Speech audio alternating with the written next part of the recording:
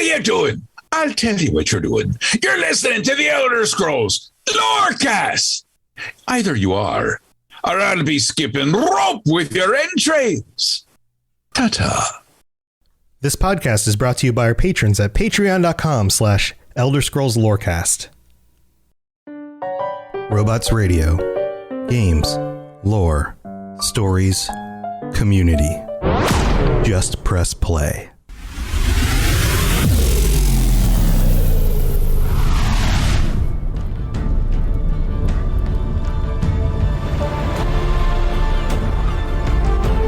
Welcome to the Elder Scrolls Lorecast, the podcast where we explore the amazing universe of the Elder Scrolls.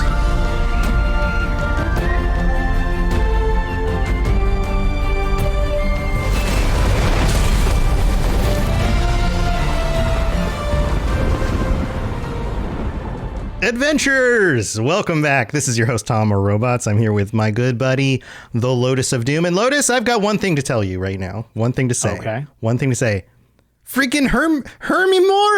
Hermeaus. If people didn't get enough of my obnoxious emotes in normal chat, you should have tuned into the live stream where everybody was just throwing them all over the place obnoxiously. I'm surprised I wasn't banned. Man, yeah, everybody got so excited when they were like, yes, we're confirming it. Hermeaus Mora is coming. We're doing more Hermeaus stuff this year. And then, of course, the internet exploded. All sent you private messages about, don't miss this, Lotus, don't miss.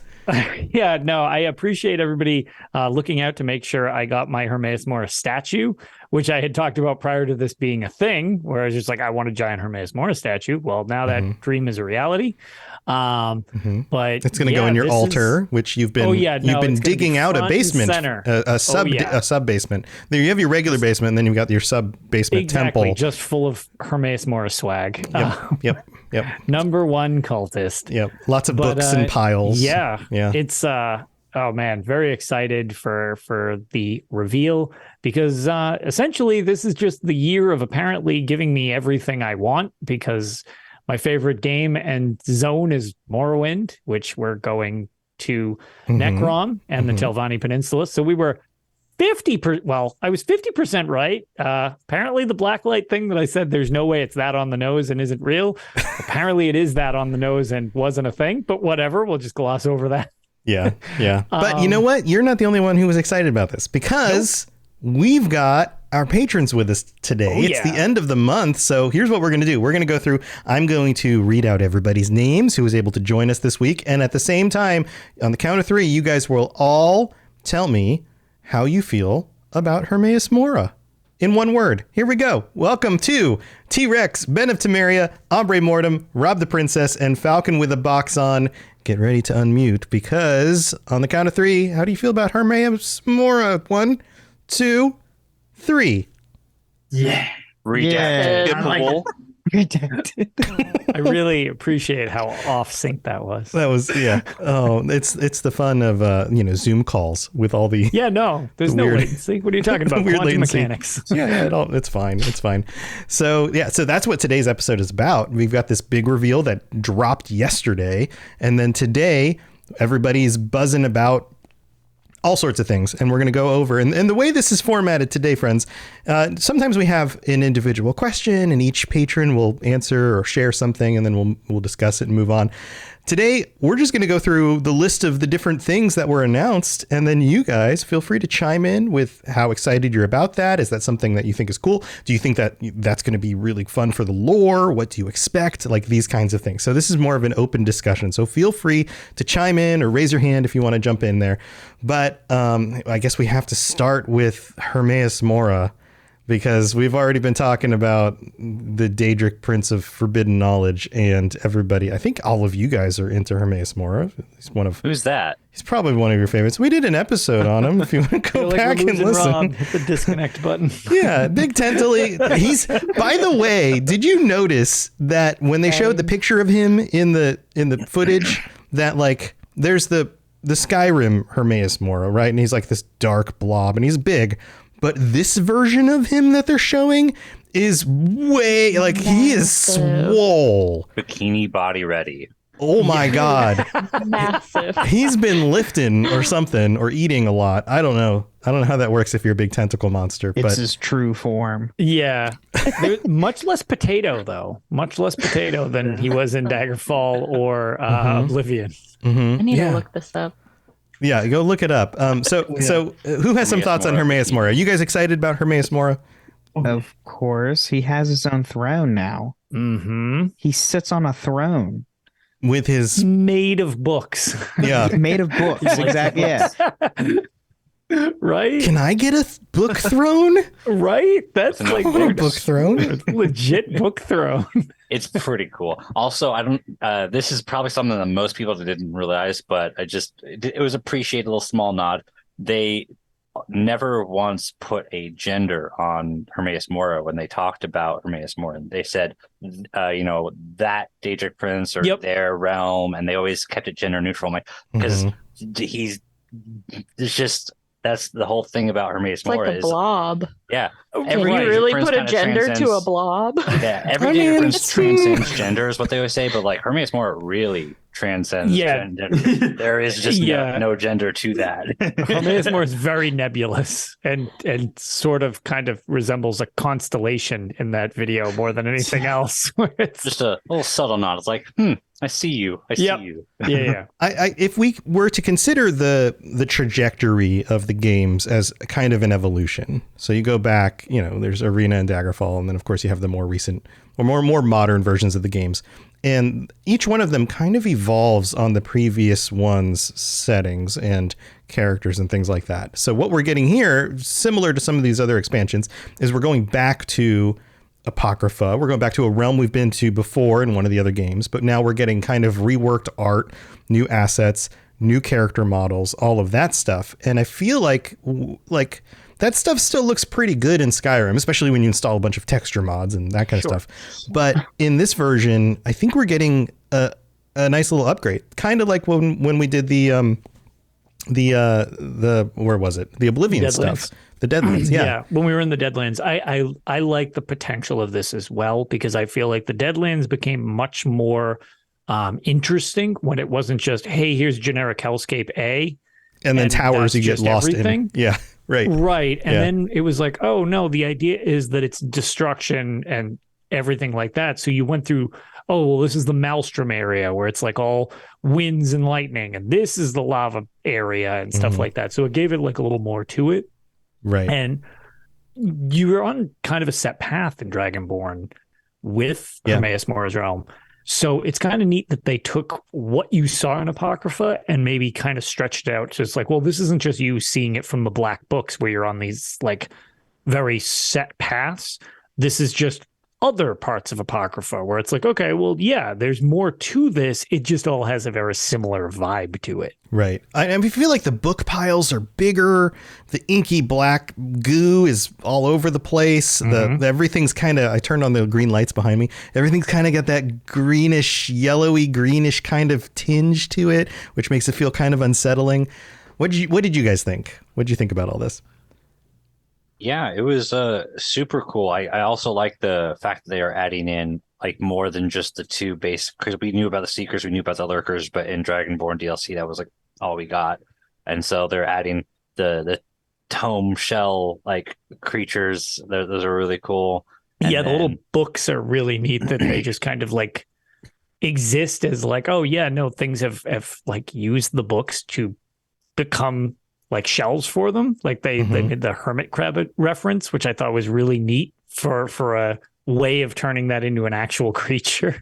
Also sounds like they're not even hostile. They're just creatures that just hang around. Right. Just like books. Yeah. In some of these other Oblivion realms, sometimes you just have creatures, just like you do in Tamriel, where it's like, oh, it's just like a fox. The Daedrats and other stuff that just kind of crawl around. And there's creatures that live there. Who is going to get one of those as a pet and have it follow you around? I want one. 100%. Absolutely. Somebody actually had just posted on Twitter about that, and they asked what you would name it. And I said Cheeto because it reminds me of the book from Banjo-Kazooie where you would type in your cheat codes when you collected its pages. Wow. And that's all I can think of now. Wow. Yeah, that's a callback. Oh man. All right. Also, we can assume if who would get X for anything this year, Lotus's hand is up. Yes. Also right. valid. If Right. it was in the store, it's already been purchased. If it's coming, my hand's up. Just assume it's up. Right.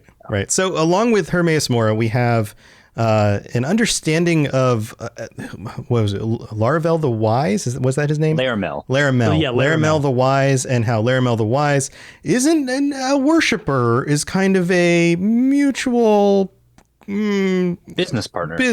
Yeah. Usually there's some respect going on between, which is weird that like a Daedric prince like Hermeaus Mora would have some respect for a mortal. But maybe Laramel's very capable and very handy or something. Must mean something. I feel like it's not too far of a leap from how we see how Hermeaus Mora treats the Dragonborn in the Dragonborn DLC. He doesn't really treat Dragonborn with respect, but he does, treat him almost like a business partner. Like, hey, I have these goals. You have the assets I need for those goals. You're going to help me get those. Right. He's not really asking, he's telling him. So that's kind of the main difference. But it's still like that. Hermeaus Mora has that kind of aspirations, I guess, where they're always going to be seeking a benefit from it's just not really like I want to rule the world. It's like, hey, I just want to find these things and you're going to help me. Yeah. I can see that. But there's also a sense that like the Dragonborn is a very powerful, capable individual, and so therefore is worth having go do things for you, right? So maybe Laramel and Mirak. Mirak, yeah. So maybe Laramel the Wise is also very capable in his own right. We don't really know, but I'm sure we'll find out more about that. And also, welcome to Siege Bro and Jumarov, who just joined us as well. We're talking about Hermeaus Mora and some of that stuff, the Apocrypha and any of those things. I feel like Hermeaus Mora is all over this expansion because you have like the creepy vibe. You have got like some of the other Daedra from his realm that are going to show up. Then there's something going on with like some sort of zombies or something. And then there's the Necrom that Rob was kind of alluding to, with like the other creatures. Yeah. I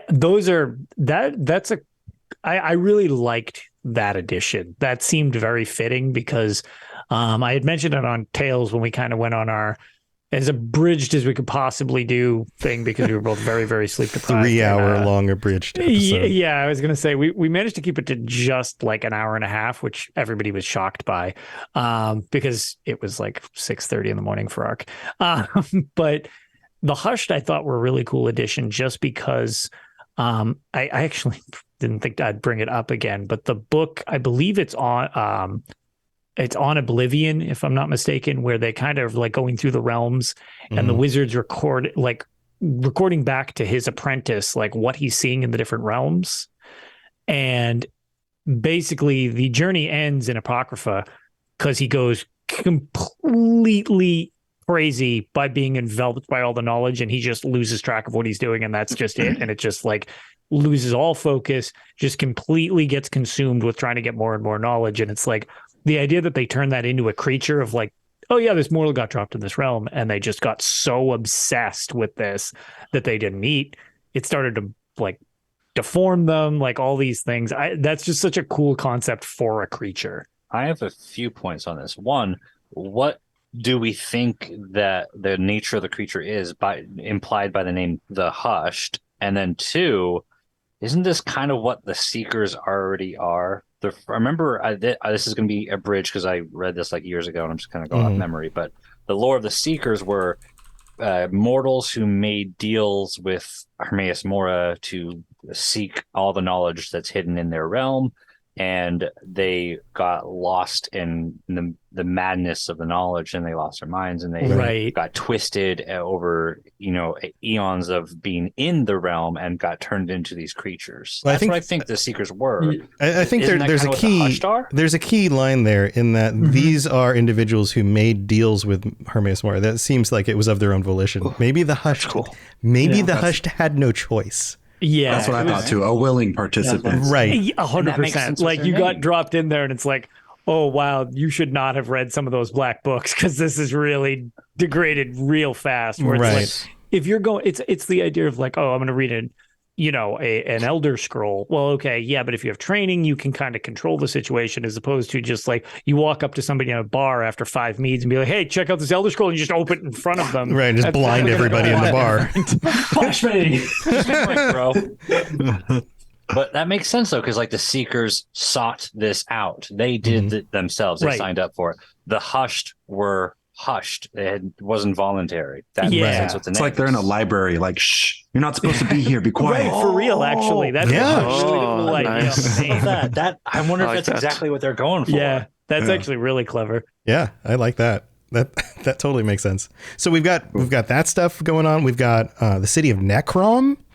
So gnarly. Which is, they explain a little bit more about it because we don't get a ton. The only other time we've ever seen Necrom is all the way back at Arena. And God knows that the Elder Scrolls games it looks a lot better now. Are way different when you go all the way back to Arena. Notice the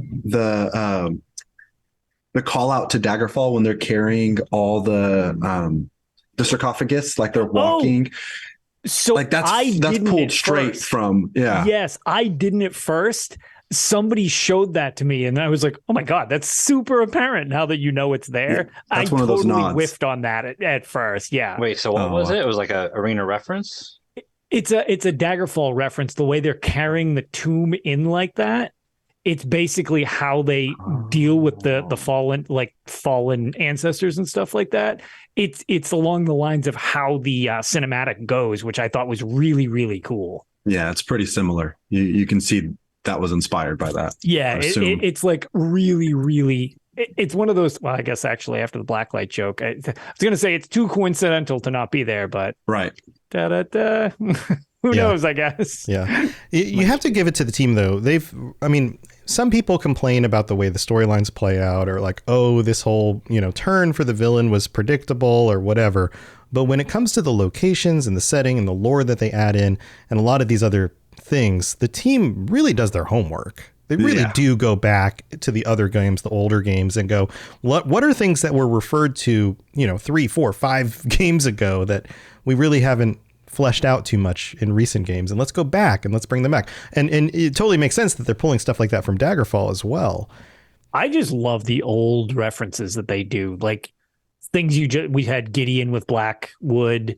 We've got Necrom, now coming from, it's the Necron chapter type of thing. But I just love the fact that it's like, oh yeah, here's what it actually looks like in a modern day setting, other than here's a procedurally generated pixelated place with a lava flowing volcano in the background. By the way, this is Necrom. It's like, okay, that's like one of a million cities in the Morrowind province. Sure. And we also get a lot of description about it. And in fact, they even went into like the way that the art and the script, the buildings are shaped is influenced by the cultures and the different houses of Morrowind, and how this is a place that isn't only of one house. It's a place that's welcome to all the Dunmer, because it's a place that they bring their dead and all of these things. And they really touched on that stuff as kind of, a nice, bring out your dead. A nice setting. We're going to have Monty Python references where people are hitting the old man over the head. I'm not quite dead. We better get like a bell toller in there, like bring out your dead walking down the street. Yeah. I felt like, I know I wasn't the only one, but I watched the reveal with me and a buddy. And as they were showing off cinematics and gameplay and stuff like that, I couldn't help but look at the furniture of everything. I was like, oh, white stone, that'll go good. And, like, oh, look at that vase. That one has this little design on it. I was like, that'll be something I earned. That'll be something I earned. My buddy's like, look at that motif. Like, that was half the fun of watching those trailers too. Jim, I'm pretty sure you're the only one who watched it with a friend. Oh, yeah, you're also earlier. You're also doing the real end game. Yeah, no, we went over this earlier. Everybody plays the expansions. Divorce. No. No, I'm terrible. I've gotten like 5 people to play this game, and like 3 of them still occasionally do. And I invited them over, and we were drinking, watching the show, talking mad shit the whole time. It was fun. They were talking in the reveal about like, how they were wanting to stay true with the architecture. And I feel like from what we've seen in the trailer, which we'll have to wait and see to get the whole spiel, I guess, but they did seem to like match the aesthetics of like the base game content, like the Stone Falls to Sean Zone. It still does fit that area, but still doesn't look like it was made in 2014. So yeah, it looks like a holy place too. It looks like not regal, but like I don't know. It's not as gritty as the rest of Morrowind is. It's very like this is where we bury our dead. It's almost like a chapel with like its colors and whatnot.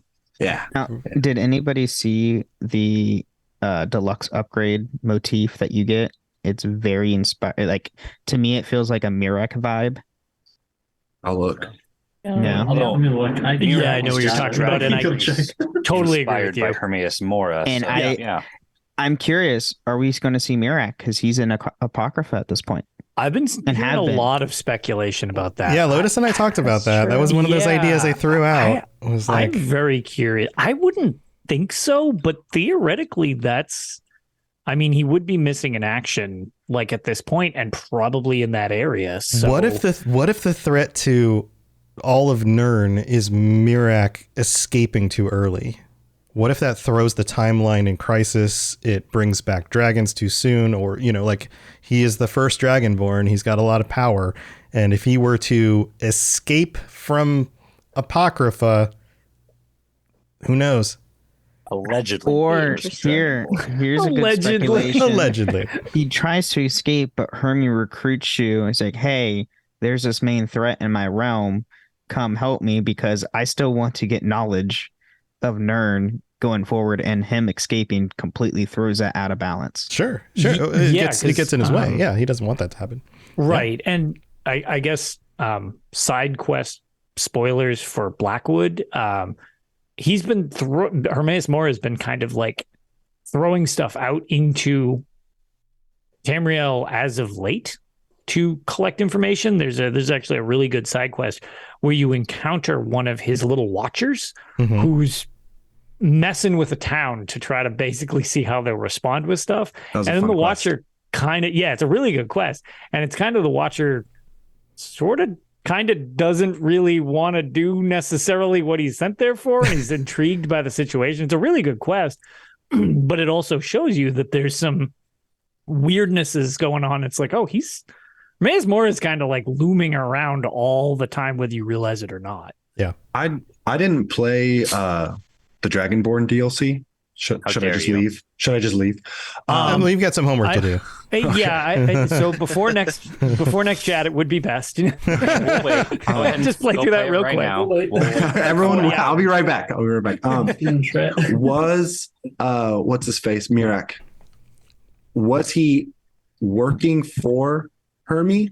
Like actively, happily working for him, or was he not happy? There was an agreement between them, but to start with, it definitely seemed more amicable, and then it was kind of like once Mirek was like, okay, well, I'm the first Dragonborn here. Like, I'm working with the Daedric Prince. I'm not supposed to do that. Actually, he was very proud of the power he's gotten from it. So right. I think I want to step back on that. I think he actually was happy with the partnership until like the last 5 minutes.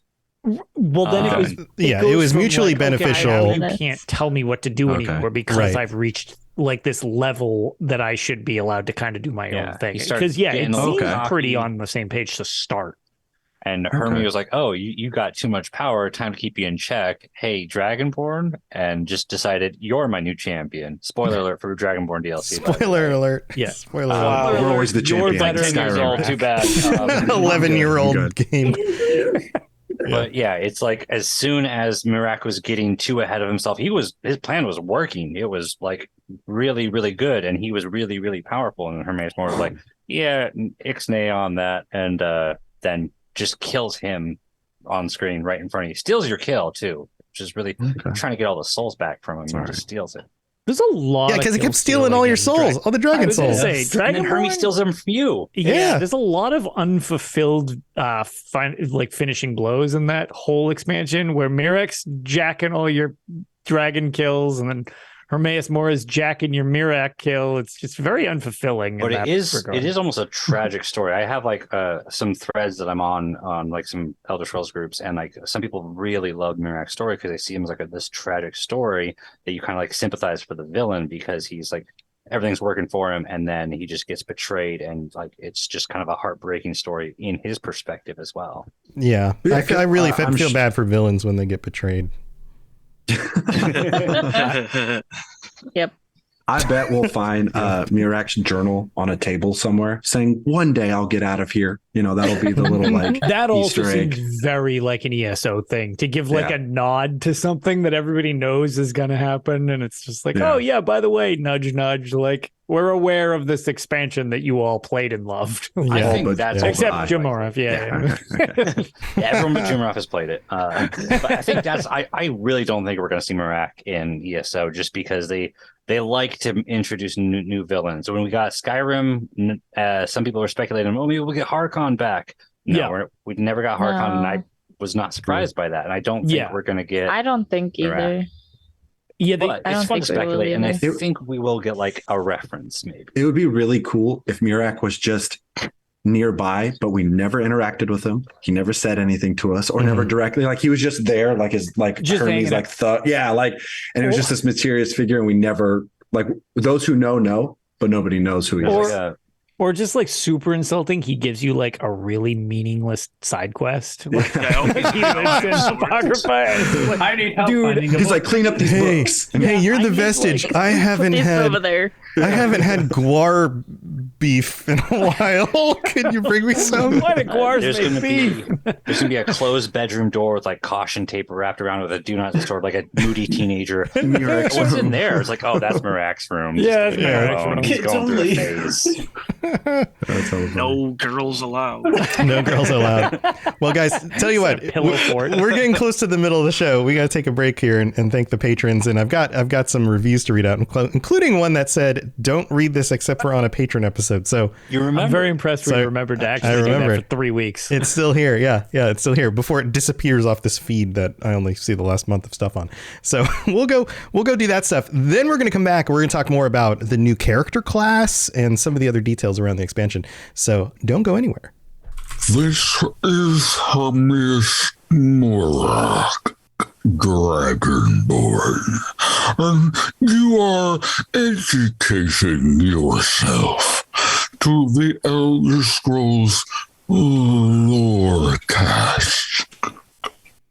All right, here we are in the middle of the show with our patrons, thanking our patrons, including our newest patrons, Raker Grimm. I'm going to read these wrong. It's going to happen. Glenn, Lisa Z, Chris P, Kristen M, Reavercore, Adam, and Dusty Gonzagas.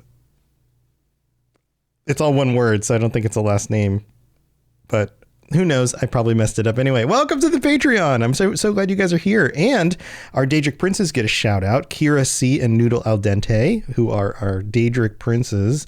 So thank you to them for their support as well. And if you'd like to join us for an episode like this, or get the ad-free episodes, or the first 90-ish episodes that are now only on the Patreon, any of that stuff, go to patreon.com/Elder Scrolls Lorecast.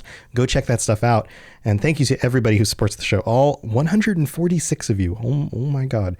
Thank you to everybody. It's crazy. You guys are nuts. What are you doing here? Also, we really appreciate it, though.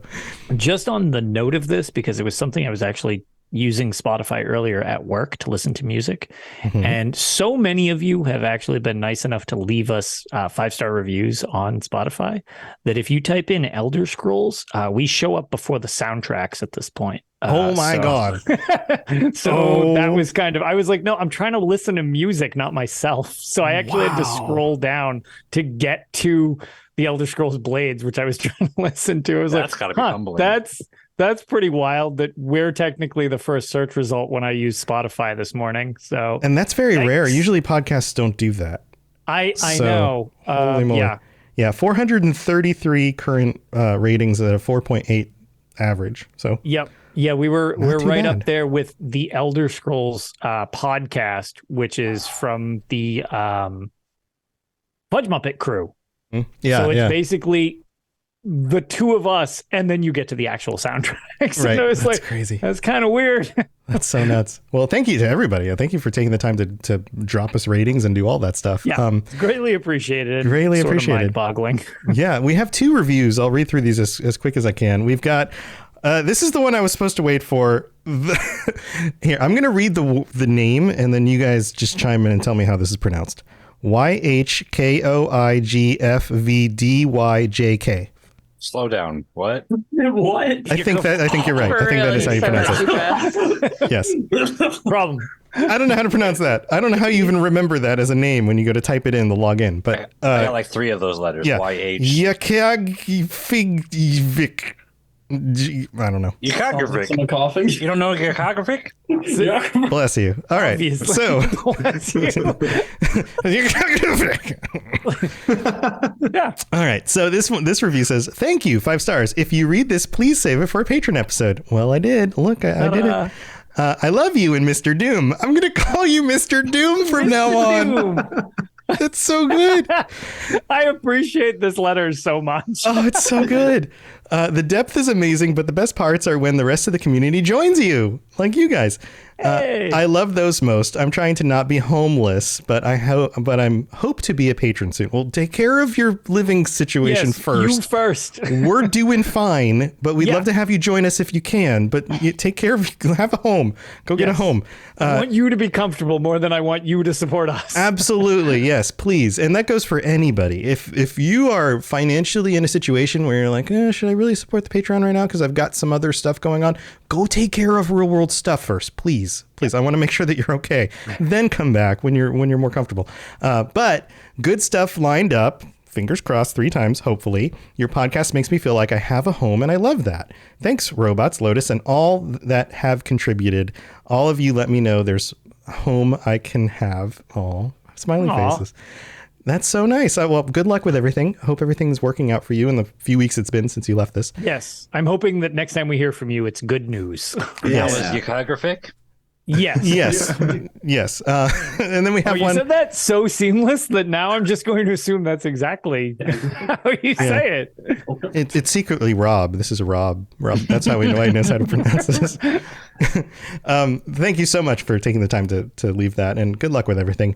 Also, we have one from Feynoris. Greetings from Feynoris. Hello, Tom and Lotus. Greetings from Belgium. Hello to Belgium. Oh, cool. Yeah, I love when we get international stuff going on. This is so great.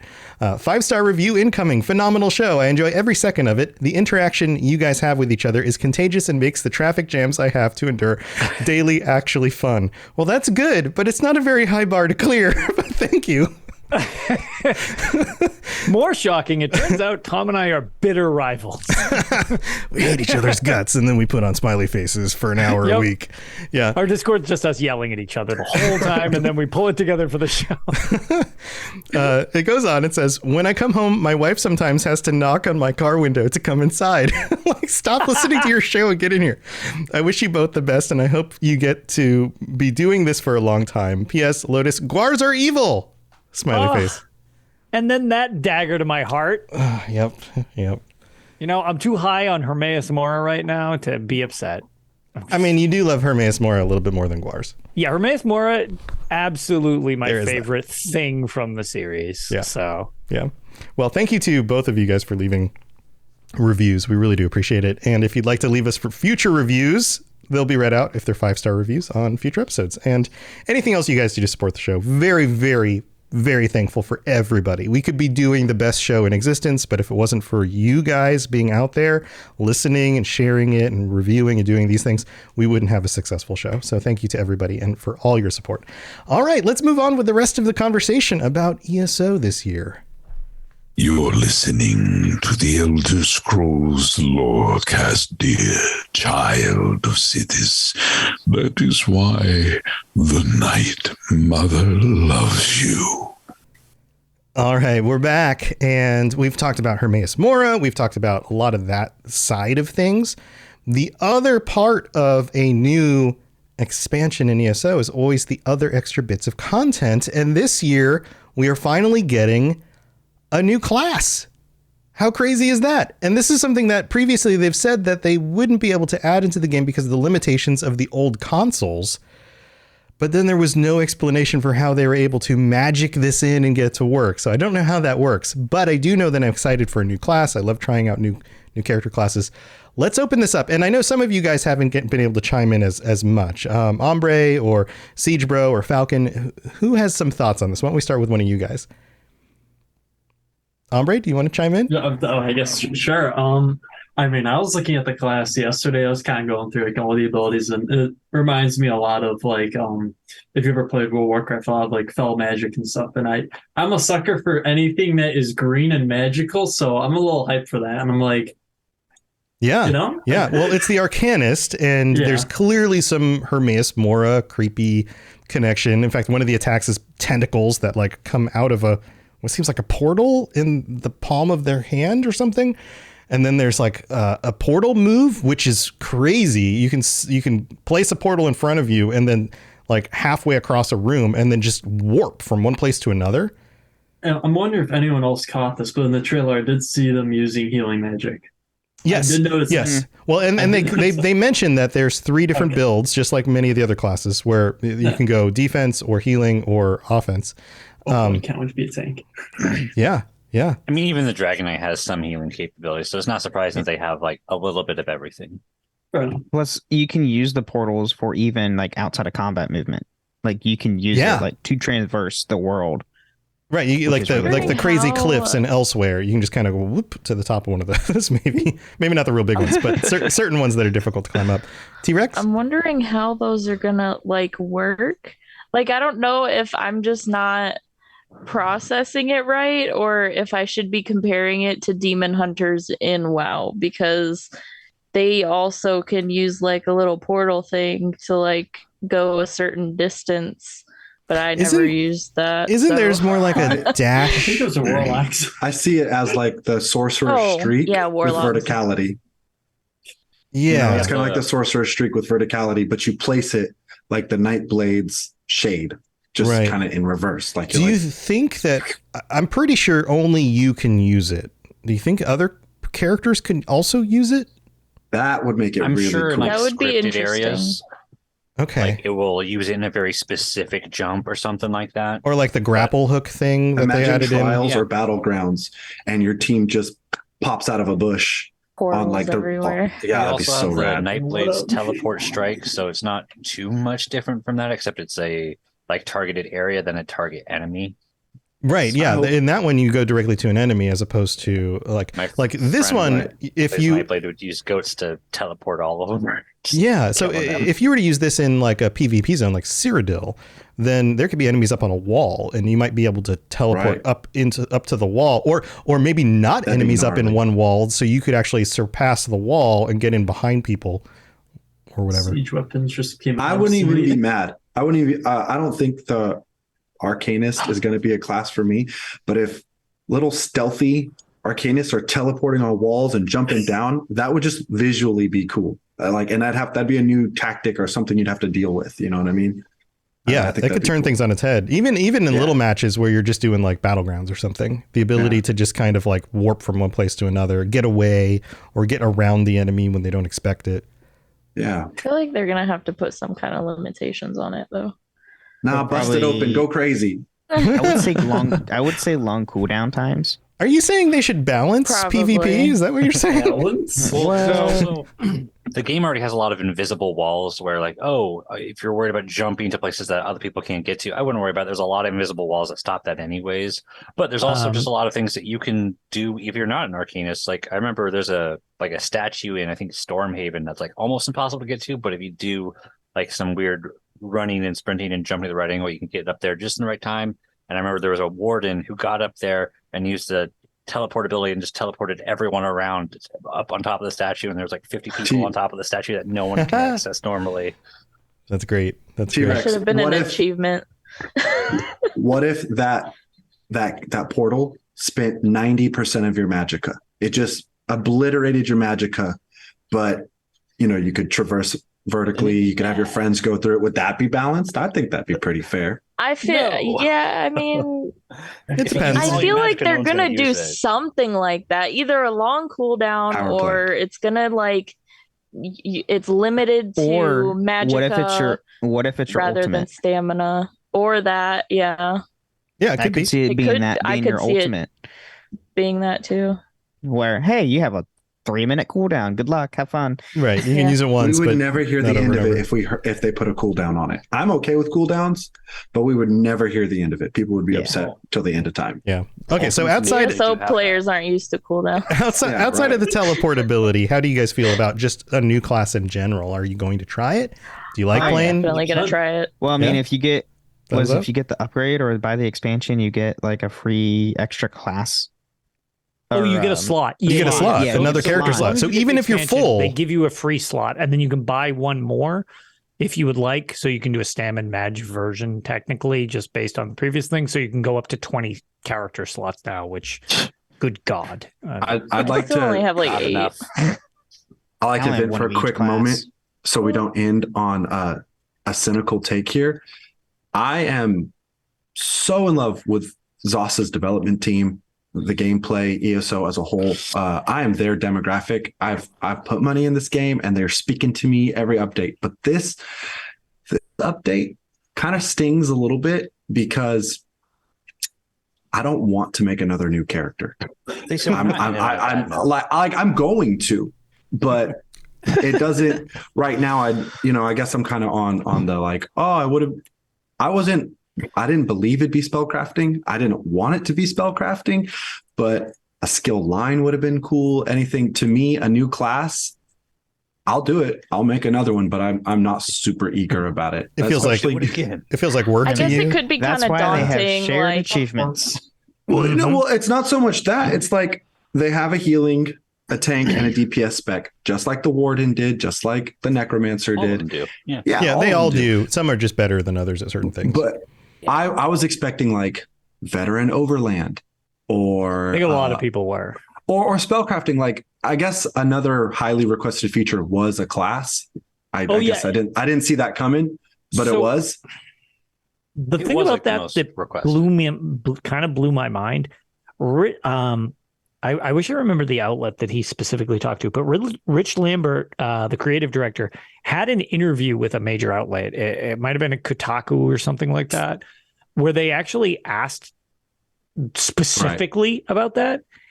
And it was brought up in not so many words that it is impossible to add another class to ESO because last gen is out of memory. Yeah, and that's what I mentioned at the beginning when I introduced this. Was it's Right. like And so what that's kind why of when I saw magic that, I was like, did what they the- summon Hermeaus Mora in order to make this work? Like, Well, do you guys remember? all They the read a server book stuff? that taught them how to introduce it into the game without messing up performance. Right. Because hearing a class has me nervous to a degree. Like Here's something they might sadly put out there. Plot twist: old gen consoles won't get the class.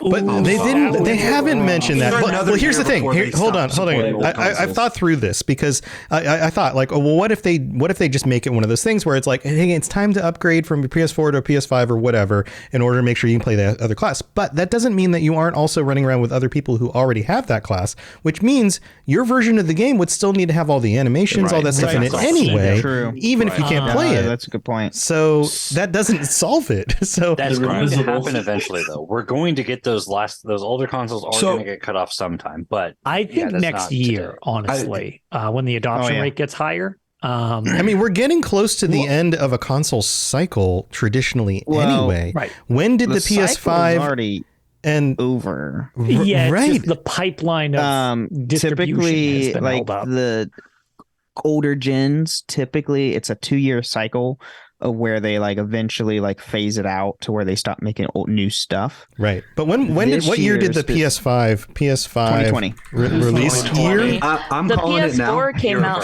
2020. 2013. Okay. So 2020. I work in the industries. Yeah, so 2020. So we're at 2023. That means we've only got another like most this year console. will be the last year of the conversion. Yeah, because most this year console they- cycles, like an actual console, will stay the primary focus of development for 4 to 5 years on average. That's typically it. So we're already entering the second half of this console cycle. When they release the version of ESO that has rewritten code, as they've mentioned before, they're like rewriting the code. It'll take a year or two. When that comes, they're dropping old console support. I'll buy 10 subs in chat if I'm wrong. I'm telling you, that's when it's going to be. I think you're probably We're right. like another year out at least. We've already experienced a lot of server outages because of all of them, and they've said out loud they are just recompartmentalizing all of their game memory and data and trying to streamline it in a more cohesive way. And they've so far said they've had really good results with fixing all of that. So it makes a lot of sense that with all that succession in them compartmentalizing the game, that they've made room for another class. I didn't expect that to happen, but it makes sense with what they've already been telling us. Yes, they didn't have room when they last said it, but a lot of stuff has changed. We had server outages. We couldn't play the game for days, and everyone was complaining about it. And that was because they were fixing the game. Right. And it's made room for it. I would expect that we're going to get some sort of sit down with Rich towards like E3, closer to launch, where somebody asks the questions. Well, how did you make this work out? Well, this is what we did, and this is the plan forward. This is what we're working on to sure things up underneath the code base and stuff for the rest of the year. Which, they speaking have a talented team. of, they do. I wouldn't be surprised if they would announce that stuff when like the first part of the year drops. Yeah, like the dungeon expansion. Right. So speaking I of, imagine they'll probably talk about that stuff. Speaking of other stuff, we've got the dungeon expansion, we've got the storyline stuff, but then on the second half of the year, they revealed that they're having endless dungeons you can play with your buddies. An endless dungeon, I believe. Or at least one endless dungeon, but that doesn't mean that maybe there'll be more in the future. I love the sound of that so much. Are you guys into that sort of thing? This is something we've seen. Feature. Yeah, this is something we've seen in other games where it's like, well, okay, now that you can play through the content, why don't you just like see how many rungs of the tower you can go up or whatever, right? Yeah. Mm-hmm. Are you guys going to play this? What do you guys think? Yes. 100%. I play all of ESO. I'm gonna play all of it. No. Siege Bro says no. Siege Bro says no. Either. All right, so here, let's open this up to Siege Bro because Siege Bro hasn't talked a whole lot yet. Siege Bro, why not? Okay, I'm going to filibuster for a second here. As you notice, a little dressed up, all that stuff. Yes. In the middle of looking laundry. sharp, by the way. And I broke out my Renaissance job work outfit because, you know what? I'm always happy when a new expansion drops. It's like a holiday for me. So I'm breaking open the 2018 mead. I'm pouring out a little bit for all my friends who agree with me. Wait, for your homies? For the homies. 40 out. Okay. For my Hermes. For your Hermes. But here's my thing. I don't like endless anything because that means it's going to be a random tile set. Endless pizza. And as much as I love ESO, developers that I have a lot more goodwill with have not perfected that themselves. Like From Software, Bloodborne had Chalice Dungeons, and it just wasn't like really beloved, you know? So that's just my opinion, though. I hope anyone who is looking forward to this content enjoys it, of course. Sure.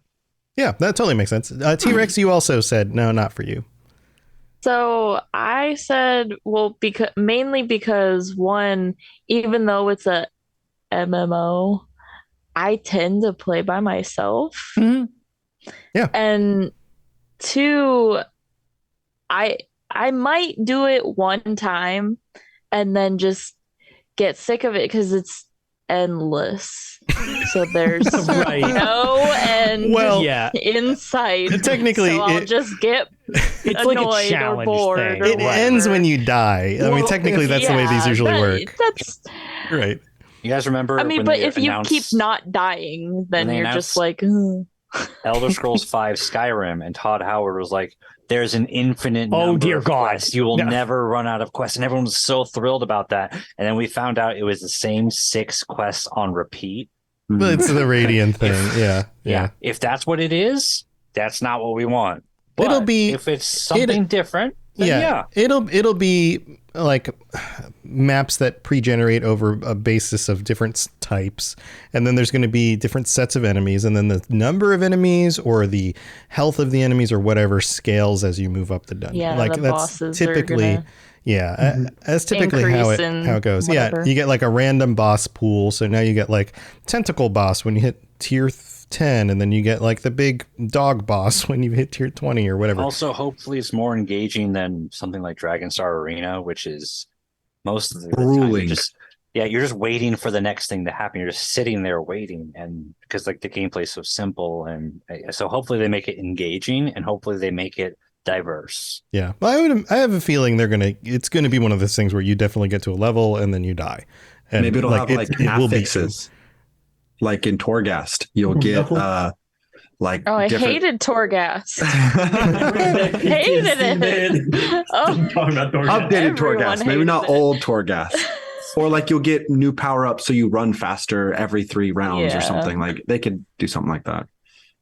Yeah, they could. Now, speaking solo, we have new companions. Yes, there's new companions. God, I'm so excited. I'm still mad that they haven't done a Dark Brotherhood companion, but whatever. Well, one of them is like he's a mercenary, assassin, right? He's a mercenary. Mm-hmm. Yeah, we have he's still morally questionable. Warden. Yeah, but it doesn't mean he won't say no. Like he might say no to the Blade of Woe, like everyone else. Ember doesn't. A dark. I don't think Ember does. Or does she not? I'm not sure actually. Miri hates but it. I thought she did it. Miri hates it for sure. Yeah. Okay. Both of the original guys hate the Blade of Woe. Yes. Yeah. What is the most annoying thing? The race of the Arcanist companion, because it's an Argonian. Red Guard. He's a Red Guard. So there's an Argonian mercenary and then the Red Guard Arcanist. Yeah. And he seems really cool because it's, again, tied into the storyline and some sort of connection to forbidden knowledge and all of that kind of stuff. I have no need to buy this next chapter right away because I have so much other content in ESO to play first. But the companions and the new class are like, well, I don't really want to wait for those though. But the rest of it, I don't have to wait a year or two. I don't care. I'll buy what goes on sale. But I do that every time. Every time I go and get the one that I want, and then I'm like, all right, let's go back and do all this other stuff, and then I'll come back to the content. And don't forget, you get that like weird looking pony and horse. Oh, the pizza pony? Oh, yeah. Pizza pony. That is so cursed. Yeah, look at pizza pony. Yeah, the more you look at it, the more gross it is. Yeah, it's pretty messed up. And then if you get the deluxe, you get the Cthulhu horse. Oh yeah, which its neck just looks like it's perpetually screaming at me, which is really unnerving. Yeah, it's like, yeah. When I saw that, I was like, someone played Elden Ring. That's some gruesome, like an unhealthy amount. Yeah. I'm totally into the vibe. I think all of this stuff is going to be awesome, and we're getting close to the end of the show here. So I know all of us could probably spend all night talking about all this stuff. Cycle for 5 hours. Right. Turn into a Tales of Tamriel episode. What is it, Rob? Very relieved that they were wrong about. We were talking in the pre-show. They were wrong about Blacklight City because I am super thrilled for the Dawn Guard fort, and I don't want that to get missed. Yeah, maybe you'll get your full expansion next year.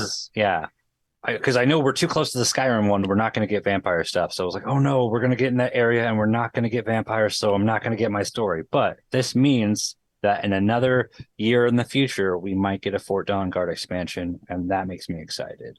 Well, there you go. Super relieved. There you go. That's I'm glad what you feel better. Too. Dawn Guard for all the way. Tom, did you say what you were excited about with the Endless Dungeon? I think you just posed the question. I posed the question. I'm into trying that stuff out. I don't know that I stick around. I bounce off content pretty quickly after about like a week or two of doing anything. I just kind of move on. So I'm not going to be the kind of person who just grinds it and like, I got to get to level 100. I got to get to 100, 150. That's not my cup of tea. But I do enjoy trying everything at least once. And if it's something that's fun, especially if some of you guys are playing and it's like we're going to like, let's have a night where we all pair up and see who can get the furthest in the dungeon or whatever, then yeah, absolutely. Ooh. Absolutely. That'd be fun. Yeah. And we can all hang out and chat while, yelling at each other, no, dodge the thing. No, oh God, Someone died. Take a drink. Yeah, sure. Right.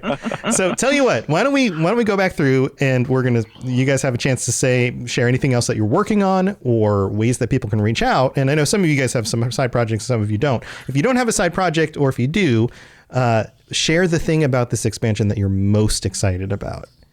So let's start with T-Rex. T-Rex, you're first in line on my screen. Oh no, way to put the... What do you most? What does your gut tell you? What does your heart say? What do you most about the expansion? Yeah, what are you most excited for? I'm excited to go to the new area and see Apocrypha in the ESO light. Yeah, I mean, I'm really excited about that. That's totally makes sense. And the Argonian dude. And the I forget Argonian his dude, name your already. companion. Yeah. Yeah. Cool. All right. Is there anything else you want to share? Not really. I don't do anything, so. Okay. Well, thanks for joining us. It's always good to have you join us. Ben, I know you've got some side projects, but before you talk about those, what are you most excited about? Honestly, I'm like super pumped for the new class because I've been kind of wanting to play as something different. Yeah. I mainly do a Nightblade, but an Arcanist sounds awesome. And then just like T-Rex, I'm super excited for the new companions. The Argonians, I'm just curious if he's okay with the Blade of Woe. Well, So that's what I need to. As long as he gets paid, he's a mercenary. Just pay him. He shouldn't care. That's what I'm hoping. Yeah. Yep. But yeah, It would I'm make also sense. yeah. So I'm also one of the hosts for Holocron History, Star Wars Canon versus Legends, to where we go in a deep dive of the Star Wars universe. And I am also one of the hosts for the Wizarding World Lorecast, to where we take a deep dive into all things Wizarding World / Harry Potter. And expect me possibly getting back into streaming here shortly once Hogwarts Legacy drops here in like a week and a half. Yeah, you're going to be playing that a lot. No lifing. Very excited. Nice. Awesome. Yeah, go check out all of Ben's stuff. Thanks for joining us, Ben. And then we've got Ombre Mortem. Ombre, what are you most excited about? I know we didn't really touch on this, but I'm probably really most excited about any new lore we might be seeing because, I mean, we're going to the land of knowledge, might find some new things that might open up new doors to new expansions, and I'm always excited about learning new things. So that's something I'm really looking forward to because we're going to literally the realm of knowledge. Realm of forbidden. Where are we forbidden going to knowledge. find? Yeah. All of these things. Lore is underneath all of this stuff. So Yeah, exactly. I'm sure we'll find something. Anything else you want to share? I stream quite a bit, so if you ever want to find me, I'm always streaming under the same exact name. So Ombre Mortem. There you go. Yeah. On Twitch. Yep, on Twitch. Twitch is the place. All right. Awesome. Well, thanks for joining us. Rob the princess, Roberta, as we decided the other day on the other stream. That's your full name, Roberta. What are you most excited about? It's stuck between just getting more companions because I love companions, or I think the Arcanist class, and then I'm very excited to see what stories we get to listen to. But the class is probably the most exciting thing. I love making new characters. So awesome. Anything else you want to share? Come join the Lorecasters Guild. I'm one of the guild officers on the PCNA server. And I will definitely get your application in a timely manner and not wait 2 weeks to respond to it. That never happens. That sounds like a lie. But shoot me a message if I don't. Otherwise, Rob the Princess, anywhere you can find me. Also, check out the Sky Oblivion project. They got a release date planned, and they got a new trailer. So all good stuff. That's it. Thanks, guys. Awesome. Thanks, Rob. Falcon, what are you most excited about? Is Falcon here? Probably nothing. Oh, there's Falcon. I don't play ESO. I don't. Is there anything exciting from like a lore standpoint though? Because even if you don't play ESO, you have to admit that they've done a really good job fleshing out more lore. I mean, yeah. The lore of like Necrom and that 94. What was the last time we were in the area? 95. The first Elder Scrolls game. Yeah. Yeah. So see that actually fleshed out in more than roughly 7 pixels is going to be cool. Yes, absolutely. Yeah, I agree. Well, if you ever decide to pick up ESO, let us know because you're always welcome to join us. And anything else you want to share? I did a hot take last month. You mind if I do another one now? Sure, go for it. All right. So, I know at least to like Lotus, he's not the most popular, but Elder Scrolls obviously a team effort. But the most important person to the series succeeding is Michael Kirkbride. Even though he doesn't work on anything with them It's anymore? simply because Morrowind. Because of if the Morrowind foundation. was not so Yeah. strange, It's a really good point. if Yeah. it was not so strange, I don't think Elder Scrolls would be as big. Yeah, it As would much feel as I more love bland. Skyrim, it's vanilla in comparison to Morrowind. I If actually Skyrim agree was with the that. game, it wouldn't. Yeah. Yeah. Also, before the neckbeards come for you guys, Reno was in 94, not 95. Oh, it was 94. That's what I 94. thought. It's even older than I realized. Well, there you go. Yeah, no, I think you're right. I think because of Kirkbride and some of the other writers at that time, Yeah. they were able to take it in places that made it feel truly unique for a fantasy setting. And even though they've reined it in a bit since then, it still creates a foundation that makes it distinct and different from everything else. So yeah, I think, I think you're actually like on that point, because like again, I'm like notorious for like sort of dunking on Kirkbride. Mhm. I say Kirkbride is easily one of the best writers in fiction as long as he has an editor. Oh yeah, he's a great ideas That's guy. his thing. right. Unchained, I am not a Kirkbride fan. No, Reined Coda in a is little insanity. bit, Kirkbride is one of the most unique and talented writers that the industry has probably ever seen. And clearly on mushrooms the whole time. No, that's just Morrowind. Oh, that's just more wit. That's just more wit. Yeah, Those two might have been associated. That's a good call. That's a good call. Yeah. Yeah. Do you ever think about why there's so many mushrooms in Super Mario? Kirkbride was sober for the entire thing, and he I know, actually gets that's kind the of thing upset that's when people so blame him on drugs. I'm It's like, kidding. no. No, I'm kidding. Oh yeah, I'm no. kidding. Then Lady he Nerevar might need to has get said checked that in so somewhere. many times. Where she's like, "Oh I know my you god, guys are why does totally everybody fine. think my husband was on drugs the whole time?" I was like, "Because it's really creative, and most people are creative when they're high as a kite." So It's like, creative. I guess it kind of caught on. It's creative in a like you were high at some point, at least in your life kind of way. Yeah. It's got that kind of But tone yeah, to no, it. he was notoriously sober at the time of apparently writing Morrowind. Right. Holy moly. Right. Well, maybe he's just a loose kind of guy. You know, you it wasn't just him. You know, it takes a village to raise. Oh no, yeah, mushroom like never one I baby. said, it's a team effort. But like like Coda and that, he's obviously got the strange ideas. And you Yeah. can feel the difference in the writing of the series after he left. Mhm. Yeah. Mhm. So like his influence was very strong, and I feel honestly, as much as I still enjoy the series, is missed without him. Yes. I also just not to keep on rabbit trailing with this point. You're the one ending the Turn it podcast. around. I would Right, here for the fun. I would argue that also you can tell that he wasn't just quote high the whole time, because the strange things actually have reasons and foundations Yes. and ways that Yes. they loop back and connect to other stuff. It's not Like- weird to be strange. There's a lot of context Right. and connections Right. between it all. It's Right. really impressive. It's not You just heard it strange here for from the Tom. sakeness of People being who strange. do drugs are stupid.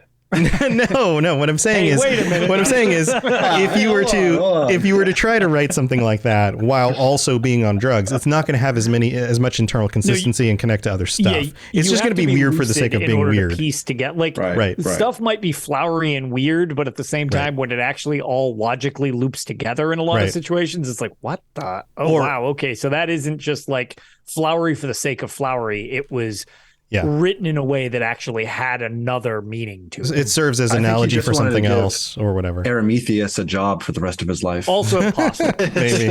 Maybe. All right. Well, thank you for that hot take, Falcon. It definitely we'll have to have a. Maybe this will be the good future hot patron chat. Yeah, no, that was a good hot take. Yeah. So Siege Bro, what's your most exciting thing about the next expansion?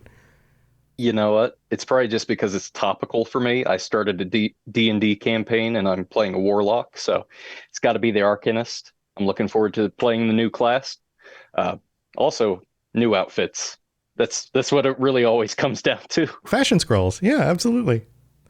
Except for when you're Lotus and you just wear the same glass armor. Glass is still a fashion.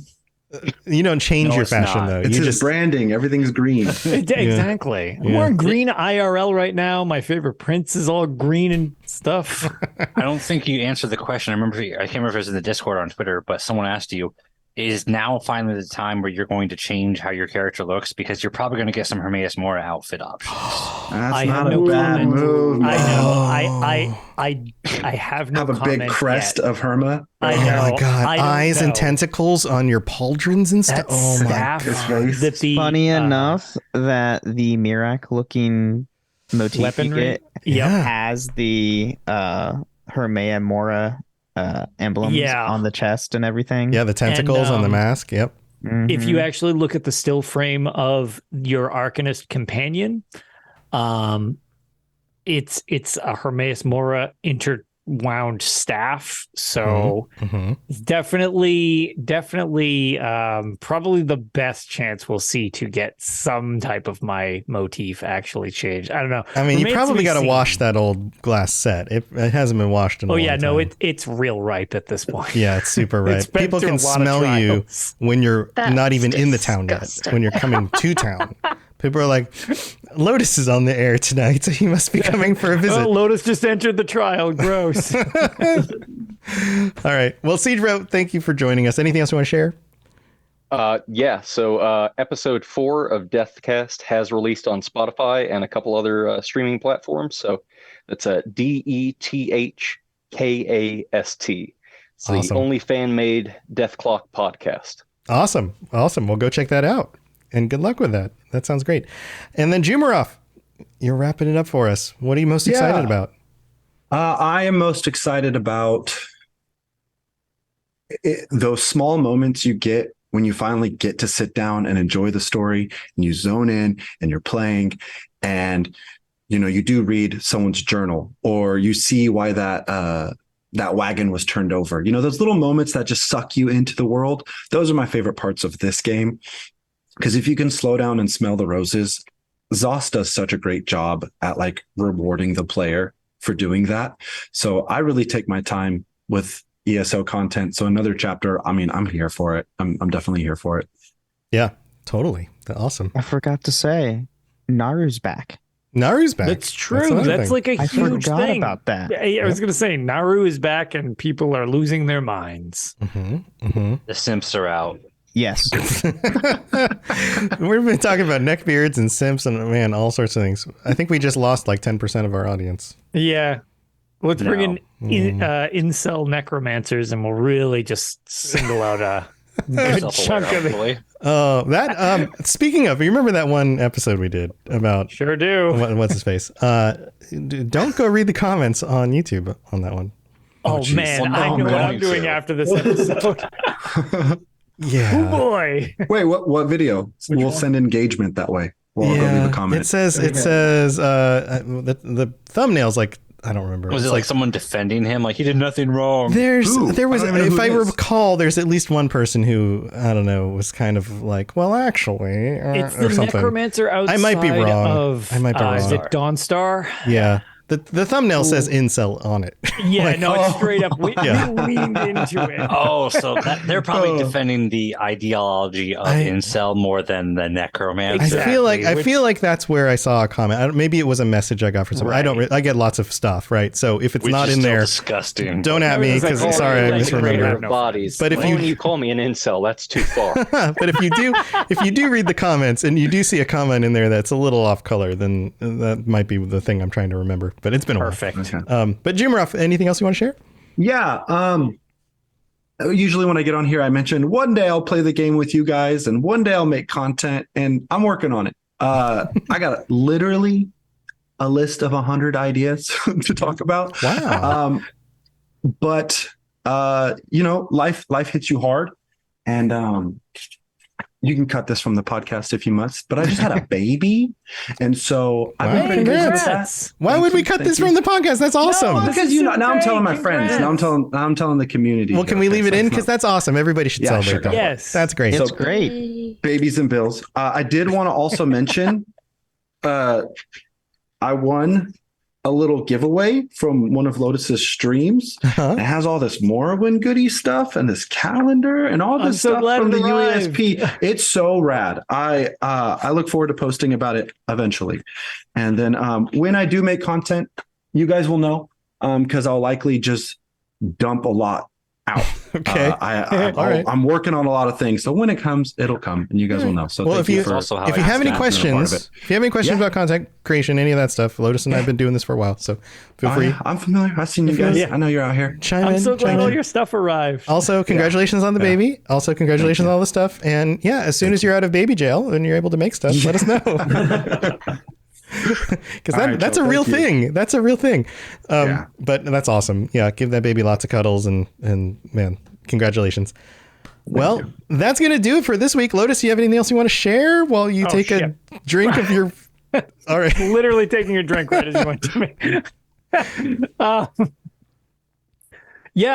So as for me, I'm just Lotus of Doom everywhere. I'm super easy to get a hold of. I've just been continuing to play through the Elder Scrolls Daggerfall and uploading the episodes of my catastrophe because it's just a absolute mess. Because I don't look anything up in advance, and chats graciously helps me through stuff. But other than that, we just recorded our very abridged hype episode for Tales of Tamriel for all the stuff, very similar topics to what we just did.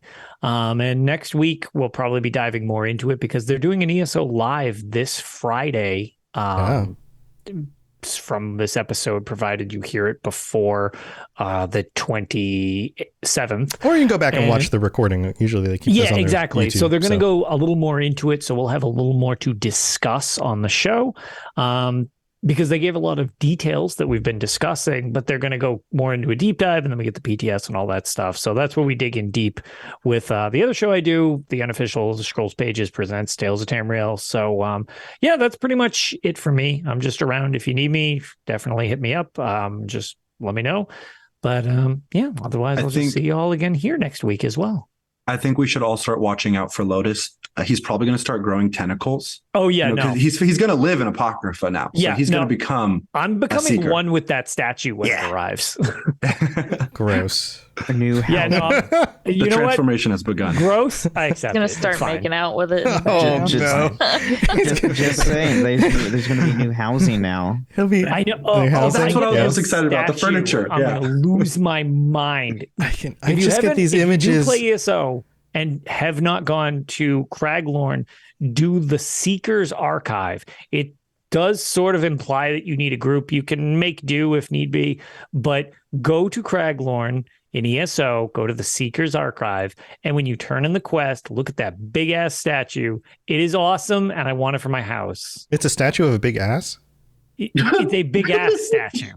Is that the new Debella statue? Wait, like a person's butt or like a donkey? Well, no, it's Hermeaus Morris's ass, right? Oh, okay. Inside jokes. He's nebulous as hell. So what would you even consider the ass? Man, I've got these pictures. Tom, good luck with editing this thing. No, it's just going up. It's going up straight. It doesn't matter. It's just going up. Try to be like it's going up raw. clean on this show. He's just giving up bad. Yeah, it's just 20 minutes. This is what it is. It's fine. It's just going up as it is. Sorry, I ruined everything again. I'll get a card and a cake next time.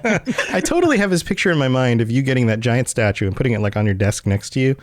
And then like you're like playing like feverishly in Apocrypha and talking to the statue as you do it. And then your wife comes to the door of the little office you're in. And you're like, oh, hold on. Honey, you're going to sleep? Okay, have a good night. Yes, she's going to sleep. And then you start kissing the statue. And then he throws his poop sock. And then he throws his poop sock out the window. Too. Boots is just mortified by everything that's happening. Oh my god! And then, unfortunately, within the next few years, you're divorced, and and then Boots is upset because I'm paying more attention to the statue. Yeah. Well, good luck with all of that, Lotus. Everybody, thank you for tuning in. This has been a super fun episode. And some weird directions, too. Yeah, robotsradio.net for all my stuff. Also, check out starfieldinsider.com, new website with me and some other content creators who are going to be doing Starfield stuff. And in fact, I just put up an article yesterday about the watch. There's a smartwatch for Starfield that looks like the device in the game with like the same UI and all that stuff. And information came out about that on the watchmaker's like manual site. So you can get kind of an early glimpse at that. I don't know if it's going to be part of like the special edition or something, but you can see some of the stuff up on starfieldinsider.com. Go check that out. So, all right. And Rob's got the jokes in the chat. Thanks, Rob. All right, everybody. That's it for tonight. Have a wonderful rest of your week. We'll talk to you next time. See you guys. Thanks for joining us. We'd love to hear from you. You can reach me on Twitter at robots_radio or Lotus of Doom at Lotus of Doom.